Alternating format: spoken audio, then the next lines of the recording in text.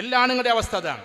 ഇത് നമുക്കൊരു ചായ കാച്ചാൻ അറിയില്ല, ഭർത്താവ് പറയാണ് ഒരു ചായ എടുക്കുമെന്ന്, ഭർത്താവും ഭാര്യയും കൂടിയൊക്കെ കാച്ചാം, പക്ഷേ ഇവൾക്ക് ഉണ്ടാക്കാൻ അറിയില്ല. ഇന്ന് കേരളത്തിൽ ഏറ്റവും വലിയ സമ്പന്നമായ ഒരു കുടുംബമാണ് ഈ പറയുന്ന മനോരമ ഫാമിലി. അതിലെ പ്രധാനപ്പെട്ട പെണ്ണിന്റെ ജോലി എന്താ? പാചകമാണ്, എന്നിട്ട് അത് ക്ലാസ് ഇടലാണ്. അപ്പൊ ഇത് നമുക്ക് പറ്റാത്തൊരു പണി, ഇതൊക്കെ വേലക്കാരികൾ ചെയ്യണമെന്ന് വിചാരിക്കണ്ട. നമ്മൾ ഉണ്ടാക്കേണ്ടത് നമ്മൾ ഉണ്ടാക്കണം, ആണുണ്ടാക്കണം, പെണ്ണുണ്ടാക്കണം. രസകരമായിട്ട് ഫുഡ് മേക്കിംഗ് അതൊരു കൾച്ചറാക്കിയിട്ട് മാറ്റണം. ഇതൊക്കെ നമ്മുടെ കുട്ടികൾ ശീലിക്കേണ്ടതാണ്. ആ അച്ചടക്കത്തിലേക്കില്ലെങ്കിൽ നിങ്ങൾ നോക്കിക്കോ, ദയവ് ചെയ്തിട്ട് എന്നെ എതിർക്കാൻ നിങ്ങൾ നിൽക്കരുത്. നമ്മുടെ നാട്ടിലെ ഡൈവോഴ്സിന്റെ എണ്ണം കൂടിക്കൂടിയേ വരും. ചെറിയ ചെറിയ കാര്യങ്ങൾക്ക് ഇങ്ങനെ ഡൈവോഴ്സ് ചെയ്തുകൊണ്ടിരിക്കുകയാണ്. അതുകൊണ്ടൊരു ഡിസിപ്ലിൻ, ഒരു അച്ചടക്കമുള്ള ഒരു ജീവിതം ഉണ്ടാക്കണം. അതിൻ്റെ ഒരു അന്തരീക്ഷം നമ്മുടെ വീട്ടിലുണ്ടാക്കണം. ആ അന്തരീക്ഷം ഉണ്ടാവണമെങ്കിൽ സ്നേഹപൂർവമായ ഒരു ഉമ്മയുണ്ടാകണം. ഉമ്മമാരാണ് ഇതിൻ്റെയൊക്കെ ആധിപത്യം. ഉമ്മമാരാണ് ഇങ്ങോട്ടും കൊണ്ടുപോവുക. നിങ്ങളൊന്ന് നോക്കിയാട്ടെ, ഒരു ഉമ്മ വളർത്തിയതിൻ്റെ പേരിൽ ഇബ്രാഹിം അലൈഹി സ്വലാത്തു വസ്സലാം അങ്ങോട്ട് എത്തി നോക്കിയത് വല്ലപ്പോഴും ഒക്കെയാണ്. കൊണ്ടുപോയിട്ടല്ലോ വിശ്വാസം, അള്ളാഹുവിൻ്റെ കൽപ്പന പ്രകാരം ഇബ്രാഹിം അലൈഹി സ്വലാത്തു വസ്സലാം. പക്ഷെ എന്നിട്ടും ഇഫ് അൽ മാ തുഅ്മർ, നിങ്ങൾ കൽപ്പിക്കുന്നത് പോലെ, അള്ളാഹു നിങ്ങളോട് കൽപ്പിച്ചതുപോലെ ചെയ്തോളൂ, ഞാനൊരു ക്ഷമയുള്ളവനായി നിങ്ങൾക്ക് കാണാമെന്ന് തൻ്റെ കഴുത്തറുക്കാൻ നേരത്തെ പോലെ നമ്മൾ വിശ്വാസത്തിൻ്റെ ഭാഗമാണ്. ആ സമയത്ത് പോലും നിന്നുകൊടുത്തത് ഹാജറ ബീവി എന്ന് പറയുന്ന ഒരു പാവം സ്ത്രീ കരഞ്ഞുകൊണ്ട് കുട്ടിയെ വളർത്തിയതിൻ്റെ പരിണിത ഫലമാണ്. നേരെ മറിച്ചിട്ട് ഒരു പിതാവിൻ്റെ മകൻ ജസ്റ്റ് ഒന്ന് തെറിച്ചു പോകുന്നതും ഖുർആനിലുണ്ട്. 950ഓളം വർഷം പ്രബോധനം ചെയ്തിട്ടും തൻ്റെ മകനെ ഭാര്യ നിയന്ത്രിച്ചത് കൊണ്ട് ആ മകൻ നിങ്ങളിൽപ്പെട്ടവനല്ല നൂഹേ എന്ന് വിശുദ്ധ ഖുർആനിൽ പറയുന്നുമുണ്ട്. എൻ്റെ മകനെ എൻ്റെ കൂടെ ഇർകം മഅന, എൻ്റെ കൂടെ മോനെ കേറിക്കോ കപ്പലിലേക്ക് എന്ന് പറയുമ്പോൾ സാവി ഞാൻ എവിടെയെങ്കിലും പോയിട്ട് രക്ഷപ്പെട്ടോളാം എന്ന് പറയുന്ന സമയത്ത് നൂഹ് അലൈഹി സ്വലാത്തു വസ്സലാം പ്രാർത്ഥിക്കുകയാണ്, അള്ളാഹുവേ എൻ്റെ മകൻ എൻ്റെ കൂട്ടത്തിൽ തായെന്ന്. ആ സമയത്ത് അള്ളാഹ് പറയുന്ന ഒരു രംഗമുണ്ട് വിശുദ്ധ ഖുർആന്റെ തഫ്സീറിൽ, വിശുദ്ധ ഖുർആന്റെ ആയത്തായി, വിട്ടേക്ക് നൂഹേ, അവൻ നിങ്ങളിൽപ്പെട്ടവനല്ല, നിങ്ങളുടെ സന്തത സഹചാരിയോ നിങ്ങളുടെ കുടുംബത്തിലെ അംഗമോ അല്ല, വിട്ടേക്ക് എന്ന് പറയുന്ന ഒരു രംഗമുണ്ട്. ഇവിടെ നമ്മൾ മനസ്സിലാക്കേണ്ടത് എന്താണെന്നറിയോ? സ്വന്തം ഉമ്മയുണ്ടല്ലോ, നൂഹ് അലൈഹി സ്വലാത്തു വസ്സലാമിയുടെ ഭാര്യയെ കുറിച്ച് ഇമ്രഅത്ത നൂഹ് എന്ന് വിശുദ്ധ ഖുർആൻ പറയുന്ന, ഇമ്രഅത്ത ഫിർഔൻ, ഇമ്രഅത്ത നൂഹ്, രണ്ടുപേരെയും കുറിച്ച് പറയുന്ന, ഇമ്രഅത്ത ലൂത്തിനെയും കുറിച്ച് പറയുന്നുണ്ട്. ആ നൂഹ് അലൈഹി സ്വലാത്തു വസ്സലാമിയുടെ ഭാര്യ വേണ്ട രീതിയിൽ അള്ളാഹുവിനെ അനുസരിക്കാത്തതായതുകൊണ്ട് മകൻ ഇങ്ങനെയായിപ്പോയി എന്നതാണ്. ഞാൻ ഈ ഉദാഹരണത്തോടെ പറയുന്നത് ഇപ്പം ആ ക്ലാസ് എടുക്കാനല്ല. ഓരോ ഉമ്മമാരും ചിന്തിക്കേണ്ടത് നമ്മുടെ ടോട്ടൽ കുടുംബത്തിന്റെ ഡിസിപ്ലിൻ നിങ്ങളുടെ കരങ്ങളിലാണ്, നിങ്ങളുടെ മാത്രം കരങ്ങളിലാണ്. എന്താ ആണുങ്ങൾക്ക് എന്താ പണി എന്ന് നിങ്ങൾ ചോദിക്കും. ഒരു വീടിന്റെ ഡിസൈനർ അത് ഉമ്മയാണ്. ഉമ്മമാരെ ശ്രദ്ധിച്ചാൽ മാത്രമേ അത് നടക്കൂ. ഞാൻ എപ്പോഴും പറയാറുണ്ട്, ഒരു മകനെ പറഞ്ഞയക്കുകയാണ് ബ്രിട്ടനിലേക്ക് പഠിക്കാൻ വേണ്ടിയിട്ട്. ആ സമയത്ത് ഉമ്മ കൊടുക്കുന്ന ഉപദേശം എന്താണെന്നറിയോ? മോനെ, നീ പഠിച്ചുയർന്നിട്ട് വലിയ ആളായി പൈസ കൊണ്ടുവന്നിട്ട് എനിക്ക് തിന്നണമെന്നല്ല ഞാൻ പറയുന്നത്, എൻ്റെ രാജ്യത്തിന് സ്വാതന്ത്ര്യം വാങ്ങിച്ചു തരണം. ഇന്ത്യ എന്ന ഈ മഹാരാജ്യത്തിന്റെ സ്വാതന്ത്ര്യം നിന്റെ കരങ്ങളിലൂടെ സംഭവിക്കുന്നത് ഞാൻ സ്വപ്നം കാണുന്ന മോനെ എന്ന് യത്തീമായ മകനെ ലണ്ടനിലേക്ക് അയക്കുന്ന സമയത്ത് ഒരു ഉമ്മ കണ്ട സ്വപ്നമാണ്. ആ ഉമ്മക്ക് വേണ്ടിയാണ് അവൻ ജീവിച്ചത്. മൗലാന മുഹമ്മദ് അലി ജൗഹർ അങ്ങനെയാണ് കടന്നു പോകുന്നത്. മൗലാന മുഹമ്മദ് അലി ജൗഹർ തഹജ്ജുദ് ഒഴിവാക്കാത്ത ഒരാളായിരുന്നു എന്ന് കൂടെ നടന്നിരുന്ന ഖമറുദ്ദീൻ എഴുതി വെച്ചിട്ടുണ്ട്. എന്നിട്ട് പിന്നീട് വന്നിട്ട് ബ്രിട്ടീഷുകാരന്റെ മുഖത്ത് നോക്കി 80 രാജ്യം ഭരിക്കുന്ന ജോർജിന്റെ നേരെ നോക്കിയിട്ട് അദ്ദേഹം അന്ന് പറഞ്ഞത്, മൈ ബിലവഡ് പ്രോഫറ്റ് സല്ലല്ലാഹു അലൈഹി വസല്ലം ഈസ് സെഡ് ദാറ്റ്, എന്റെ സ്നേഹവാചനമായ പ്രവാചകർ സല്ലല്ലാഹു അലൈഹി വസല്ലം ഇങ്ങനെ പറഞ്ഞിട്ടുണ്ട് എന്ന് പറഞ്ഞപ്പോ ആ മനുഷ്യൻ പ്രവാചകന്റെ എതിരാളിയായതുകൊണ്ട് പറഞ്ഞു, ഇരിക്കവിടെ, ഡോണ്ട് ഇൻഡിക്കേറ്റ് ഹിയർ, ഒരിക്കലും പറയരുത് ഈ പേര് ഇവിടെ എന്നാണ് അന്ന് ജോർജ് പറഞ്ഞു. അന്ന് ജോർജ് 80 രാജ്യം ഭരിച്ചുകൊണ്ടിരിക്കുകയാണ്, അഥവാ ഡയറക്ട്ലി ഓർ ഇൻഡയറക്ട്ലി. ആ സമയത്ത് തന്റെ മേശയിൽ അടിച്ചുകൊണ്ട് എഴുന്നേറ്റൊരു മൗലാന മുഹമ്മദ് അലി ജൗഹർ ഉണ്ട്. Mr. George, if you ask about my nation, firstly, secondly, finally, I'm a Muslim. I'm a Muslim. I'm a Muslim. Mr. George, if you ask about my nation, firstly, secondly, finally, I'm an Indian. I'm an Indian. I'm an Indian only, Mr. George. നിങ്ങൾ ചോദിക്കുന്നത് എൻ്റെ മതത്തെക്കുറിച്ചാണോ? ഒന്നാമതായും രണ്ടാമതായും അവസാനമായും ഞാനൊരു മുസൽമാനാണ്, ഞാനൊരു മുസൽമാനാണ്, ഞാനൊരു മുസൽമാൻ മാത്രമാണ്. Mister George, നിങ്ങൾ ചോദിക്കുന്നത് എൻ്റെ രാജ്യത്തെക്കുറിച്ചാണോ? ഒന്നാമതായും രണ്ടാമതായും അവസാനമായും, firstly, secondly, finally, I am an Indian. Proudly I can say I am an Indian. അഭിമാനത്തോടെ ഞാൻ പറയുന്നു, ഞാനൊരു ഇന്ത്യക്കാരനാണ്. ഈ വാക്കിന് ആ മനുഷ്യനെ ഉപയുക്തമാക്കിയത് ഒരു മാതാവാണ്. നിങ്ങൾ പഠിച്ചു നോക്ക്. ചെറുപ്പത്തിലെ ഖുർആൻ ഹാഫിളാക്കി, അദ്ദേഹത്തിനെ പിന്നെ ദർസ് പഠിപ്പിച്ചു. അങ്ങനെ മൗലാന മുഹമ്മദ് അലി ജൗഹറായി. എന്നിട്ടാണ് ലോകത്തിലെ അന്നത്തെ ഏറ്റവും ടോപ്പ് ക്യാമ്പസായ ഓക്സ്ഫോർഡ് യൂണിവേഴ്സിറ്റിയിലേക്ക് അദ്ദേഹത്തെ പഠിക്കാൻ വേണ്ടി വിടുന്നത്. ആ ഓക്സ്ഫോർഡ് യൂണിവേഴ്സിറ്റിയിലാണ് അദ്ദേഹം പോയി പഠിച്ചത്. എൻ്റെ പ്രിയപ്പെട്ടവരെ, നമ്മുടെ മക്കളെ നിങ്ങൾ ഡോക്ടറാക്കിക്കോ, എഞ്ചിനീയർ ആക്കിക്കോ, മേ ബി കളക്ടർ ആക്കിക്കോ, സയന്റിസ്റ്റ് ആക്കിക്കോ, ലോകത്തിൽ അറിയപ്പെടുന്ന ഏറ്റവും ടോപ്പ് മനുഷ്യനാക്കിക്കോ. പക്ഷേ അത് നമ്മുടെ വിശ്വാസ പ്രമാണങ്ങളിൽ നിന്നുകൊണ്ടായിരിക്കണം. എല്ലാ മനുഷ്യരെയും സ്നേഹിച്ചുകൊണ്ടായിരിക്കണം. അതിൻ്റെ ഏറ്റവും പ്രധാനപ്പെട്ട കാര്യം മനുഷ്യരെ സ്നേഹിക്കുക എന്ന് പറഞ്ഞാൽ അതൊരു മതസൗഹാർദ്ദമല്ല. മതസൗഹാർദ്ദം സംസാരിക്കാനേ പാടില്ല എന്നുള്ള അഭിപ്രായക്കാരനാണ് ഞാൻ. കാരണം എന്താണെന്നറിയോ? മതസൗഹാർദ്ദം സംസാരിക്കേണ്ടതല്ല, അത് ജീവിച്ച് കാണിച്ചു കൊടുക്കേണ്ടതാണ്. നമ്മൾ ഓരോ മനുഷ്യരും ഒന്നിച്ച് ജീവിക്കേണ്ടതാണ്. നമ്മുടെ സ്വന്തം അയൽവാസികളൊക്കെ ഹൈന്ദവരും ക്രിസ്ത്യാനികളൊക്കെ ഉണ്ടാവും. നമ്മൾ ഒന്നിച്ചേ കഴിഞ്ഞിട്ടുള്ളൂ. മലപ്പുറം ജില്ലയും കേരളം എന്നും അങ്ങനെ പോയിട്ടുള്ളൂ. ആ ഒരു രീതിയിൽ ജീവിക്കണമെന്ന് പറയുന്നത് തന്നെ ഒരു ക്ലീശയാണ്. നമ്മെ സംബന്ധിച്ചിടത്തോളം എല്ലാവരും നമുക്ക് വേണ്ടേ?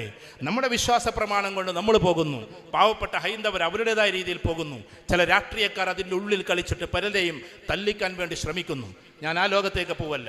അതുകൊണ്ട് എൻ്റെ പ്രിയപ്പെട്ട ഈ കുടുംബത്തോട് ഒരു സ്നേഹാർദ്രമായൊരു ഭാവം നമ്മുടെ വീട്ടിലുണ്ടാക്കുക. അതെങ്ങനെ ഉണ്ടാക്കുക എന്നറിയോ? ശ്രദ്ധിക്കണേ, അതുണ്ടാക്കൽ എങ്ങനെയെന്നറിയോ? ഒന്ന്, ഉമ്മ കുറച്ച് കാഴ്ചപ്പാടുള്ള ഒരാളായിരിക്കണം. കാഴ്ചയല്ല കാഴ്ചപ്പാട്. കാഴ്ചപ്പാട് ഹൃദയത്തിൻ്റെതാണ്, കാഴ്ച കണ്ണിൻ്റെതാണ്. കാഴ്ചപ്പാട് കാഴ്ചയായിട്ട് വരണം. ഇപ്പോൾ ഫോർ എക്സാമ്പിൾ, ഒരു കുട്ടി എന്തെങ്കിലും ഒരു കുസൃതി കാണിച്ച് അപ്പം അവനെ പിടിച്ച് തച്ച് അങ്ങോട്ടാക്കി ഇങ്ങോട്ടാക്കി, അത് കാഴ്ചയുള്ള ഉമ്മയുടെ പ്രശ്നമാണ്. കാഴ്ചപ്പാടുള്ള ഉമ്മ അവൻ്റെ ഏജ് ഒന്ന് നോക്കും. അവൻ്റെ ഏജ് നോക്കുക, അവന് 6 വയസ്സല്ലായിട്ടുള്ള പാവാണ്, എന്നിട്ട് നല്ല രീതിയിൽ ഉപദേശിച്ചു കൊടുക്കും. അത് കാഴ്ചപ്പാടുള്ള ഉമ്മയാണ്. കാഴ്ചയുള്ള ഉമ്മ എന്ന് പറഞ്ഞാൽ അവൻ കുസൃതി കാണിച്ചു, അടിച്ചു, അതാണ് കാഴ്ചയുള്ള ആൾ. കാഴ്ചയല്ല കാഴ്ചപ്പാട്. ഓരോ ഉമ്മമാർക്കും ഉപ്പമാർക്കും ആദ്യം ഉണ്ടാവേണ്ടത് കാഴ്ചപ്പാടാണ്. ഏതെങ്കിലും ഒരു കുട്ടി ചെറുതായൊന്ന് മുടി വെട്ടിയപ്പോൾ ഒന്ന് അങ്ങോട്ടും കണ്ടെന്ന് വലുതായിപ്പോയി എന്ന് വെക്കുക, അതിന് വേണമെങ്കിൽ നിങ്ങൾക്ക് പൊതിരെ തല്ലാം, അത് കാഴ്ചയാണ്. നിങ്ങളത് കാഴ്ച കണ്ടതുകൊണ്ടാണ്. പക്ഷെ കാഴ്ചപ്പാട് എന്ന് പറഞ്ഞാൽ കുറച്ച് കഴിഞ്ഞാൽ അതൊക്കെ മാറ്റുമായിരിക്കും. നല്ല രീതിയിൽ അവനെ ഉപദേശിച്ചിട്ട് മാറ്റലാണ് കാഴ്ചപ്പാട്. ഭർത്താവ് എന്തെങ്കിലും ടെൻഷൻ അടിച്ച് വന്നിട്ട് അങ്ങോട്ട് എന്തെങ്കിലുമൊക്കെ ഒച്ച വെക്കുമ്പോഴേക്ക് അത് കാഴ്ചയായി കണ്ട ആൾക്ക് കാഴ്ചക്കെതിരെ പറയാൻ പറ്റും. പക്ഷെ കാഴ്ചപ്പാടായി കാണുന്ന ആൾക്കാർക്ക് എങ്ങനെ ഉണ്ടാവുമെന്ന് അറിയോ? നിങ്ങൾ, എൻ്റെ ഭർത്താവിന് എന്തോ ഒരു ടെൻഷനുണ്ട്, അതുകൊണ്ട് ഇപ്പം ഞാൻ സംസാരിക്കാൻ പറ്റൂല, അത് പിന്നെയാണ് സംസാരിക്കേണ്ടത് എന്നതാണ് കാഴ്ചപ്പാട്. ഒരു ഭാര്യ നമ്മളോട് സങ്കടപ്പെട്ട് എന്തെങ്കിലും പറഞ്ഞു, അപ്പം തന്നെ സ്പോട്ട് ചെയ്തിട്ട് ഭയങ്കരമായിട്ട് അടിക്കാനോ ചീത്ത പറയാനോ പോയാൽ അത് കാഴ്ചയാണ്, ഒരിക്കലും കാഴ്ചപ്പാടല്ല. എൻ്റെ ഭാര്യ അങ്ങനെ പറയാൻ എന്തെങ്കിലും ഒരു കാരണം ഉണ്ടാവും, അതുകൊണ്ട് അവളൊന്ന് കേൾക്കട്ടെ, അവളൊരു പാവാണ് എന്ന് പറഞ്ഞിട്ട് അവളെ അരികത്ത് ചേർത്തിട്ട് കേൾക്കൽ, അത് കാഴ്ചപ്പാടാണ്. നമുക്ക് കാഴ്ചയല്ല വേണ്ടത്, അതിനേക്കാൾ അപ്പുറത്തുള്ള കാഴ്ചപ്പാടാണ്. കാഴ്ചപ്പാട് ഒരുപാട് വർഷത്തിൻ്റെ അപ്പുറത്തേക്ക് ചിന്തിക്കേണ്ടി വരും. കാഴ്ച ആ സ്പോട്ടിൽ തന്നെ തീർക്കേണ്ടി വരും. അതുകൊണ്ട് എൻ്റെ പ്രിയപ്പെട്ട ഉമ്മമാരോട് ഉപ്പമാരോട് ഞാനടക്കമുള്ള ആൾക്കാരോട് നമുക്ക് ആദ്യം ഉണ്ടാകേണ്ടത് ഒരു കാഴ്ചപ്പാടാണ്. എന്നിട്ട് നമുക്ക് 4 മക്കളുണ്ടെന്ന് വെക്കുക, അല്ലെങ്കിൽ 3, 4, 5 എത്രയാണെന്ന് വെക്കുക. ഓരോ കുട്ടികളെയും നമ്മൾ ഡിസൈൻ ചെയ്തു വെക്കണം. ഇവൻ ഇന്ന രീതിയിൽ പോകണം, ഇവൻ ഇന്ന രീതിയിൽ പോകണം. അതിന് അവനോടും കൂടി ചോദിക്കണം. അല്ലാതെ ഒരു കുട്ടിനാണ്ട് തള്ളി പറഞ്ഞേക്കലല്ല, ഉന്തി പറഞ്ഞേക്കാൻ പാടില്ല. അവനോടും കൂടി ചോദിക്കണം, മോനെ നിനക്ക് എന്താ ഇഷ്ടം, നിനക്ക് ആരാകാനാ ഇഷ്ടം. ആരായാലും ശരി അവൻ ദീനിയാകണമെന്നേ ഉള്ളൂ. അവൻ ചിലപ്പോൾ ഹാഫിദാകാൻ പറ്റിയില്ലെന്ന് വരാം, അല്ലെങ്കിൽ ആലിമാകാൻ പറ്റിയില്ലെന്ന് വരാം. പക്ഷേ അതിനേക്കാൾ അപ്പുറത്തേക്ക് മുഫ്തിയാകാൻ പറ്റിയില്ലെന്ന് വരാം. അതൊക്കെ അവിടെ നിൽക്കട്ടെ, അതൊക്കെ നമ്മൾ ആകേണ്ടത് തന്നെയാണ്. നിർബന്ധമായിട്ടും നമ്മുടെ മക്കളിൽ ആരെങ്കിലുമൊക്കെ അങ്ങനെ വേണം. അതല്ല അവന് ഡോക്ടറാവലാണ്. ആ ഡോക്ടറാവുക എന്നതാണെങ്കിൽ അവൻ നല്ലൊരു ദീനിയായ ഡോക്ടറാവട്ടെ. ദീന് പൂർണ്ണമാകണമെങ്കിൽ ഒന്ന് നല്ല വിശ്വാസവും നല്ല കർമ്മങ്ങളും വേണം, മറ്റൊന്ന് എല്ലാവരെയും സ്നേഹിക്കാനുള്ളതും വേണം. നിങ്ങൾ ഫുത്തുഹുൽ ഗൈബ്, ഫതഹുർ റബ്ബാനി, ഉന്നത്തു താലിബീൻ 3 ഗ്രന്ഥങ്ങളുണ്ട്. ഞാൻ പൊതുജനങ്ങളോടല്ല പറഞ്ഞത്, ഇവിടെ ഉള്ള ഉസ്താദുമാരോട്. മാഷാ അല്ലാഹ് അവരത് ഊതിയിട്ടുണ്ടാവും. അത് പഠിക്കാത്തവരത് പഠിക്കണമെന്ന് ഞാൻ പറയാം. ഞാൻ ഷെയ്ഖ് അബ്ദുൽ ഖാദർ ജിലാനി റഹ്മത്തുള്ളാഹിയുടെ കിതാബാണ് പറഞ്ഞത്. ഫുത്തുഹുൽ ഗൈബ്, ഫതഹുർ റബ്ബാനി, ഉന്നത്തു താലിബീൻ. അള്ളാഹുവിൻ്റെ അനുഗ്രഹം കൊണ്ട് ഏകദേശം 3 വർഷം വെച്ചിട്ട് ഞാനത് കുറേശ്ശെ പഠിച്ച് തീർത്തിട്ടുണ്ട്. തീർത്തെന്ന് പറയാൻ പറ്റൂല, കാരണം അത് വേറൊരു ലോകമാണ്. അതിൽ നിങ്ങൾ നോക്കുമ്പോൾ ഇർഷാദിൻ്റെ മർത്തബയെക്കുറിച്ച് പറയുന്നുണ്ട്. മനുഷ്യനൊരു വലിയ വിശ്വാസത്തിൻ്റെ അങ്ങേ തലയിലേക്ക് എത്താൻ, അള്ളാഹുവോട് പ്രിയപ്പെട്ടവനാകാൻ എല്ലാവരെയും ഒരേപോലെ കാണാത്ത മനസ്സിന് കഴിയില്ല എന്നതിൽ പറയുന്നുണ്ട്. ഞാൻ ഗ്രന്ഥത്തിൻ്റെ പേര് പറഞ്ഞു, ഫുതുഹുൽ ഗൈബ്, ഫതഹുർ റബ്ബാനി, ഉന്നത്തു താലിബീൻ. അതുകൊണ്ട് നമുക്ക് വിശാലമായൊരു കാഴ്ചപ്പാട് വേണം. നമ്മുടെ രാഷ്ട്രീയത്തിലല്ല എന്നതുകൊണ്ട് ഒരിക്കലും അവനെ എതിർക്കാൻ നിൽക്കരുത്. ഐഡിയോളജിക്കലി വേണമെങ്കിൽ എതിർക്കാം, പക്ഷേ ഒരിക്കലും വ്യക്തിഹത്യ ചെയ്യരുത്. നമ്മുടെ പ്രസ്ഥാനത്തിലല്ല എന്നതുകൊണ്ട് ദയവേത് അവനെ ചീത്ത വിളിക്കാൻ നിൽക്കരുത്. അവൻ്റെ ബോധ്യം അവനെ കൊണ്ടുപോകുന്നു, നമ്മുടെ ബോധ്യം നമ്മളെ കൊണ്ടുപോകുന്നു. ഓരോരുത്തർക്കും ബോധ്യപ്പെട്ടതിലേ ഉണ്ടാവുള്ളൂ. ബോധ്യമില്ലാതെ ഇതിലൊന്നും പോയി നിൽക്കൂലല്ലോ. ഒരാൾ ചിലപ്പോൾ മാർക്സിസമാണ് അവൻ്റെ ബോധ്യമെങ്കിൽ ചിലപ്പോൾ അതിലായിരിക്കും അവൻ പ്രവർത്തിക്കുന്നത്. ഒരു പക്ഷേ കോൺഗ്രസ് ആണ് അവൻ്റെ ബോധ്യമെങ്കിൽ അതിലായിരിക്കും അവൻ പ്രവർത്തിക്കുന്നത്. മുസ്ലിം ലീഗാണ് അവൻ്റെ ബോധ്യമെങ്കിൽ അതിലായിരിക്കും അവൻ പ്രവർത്തിക്കുന്നത്.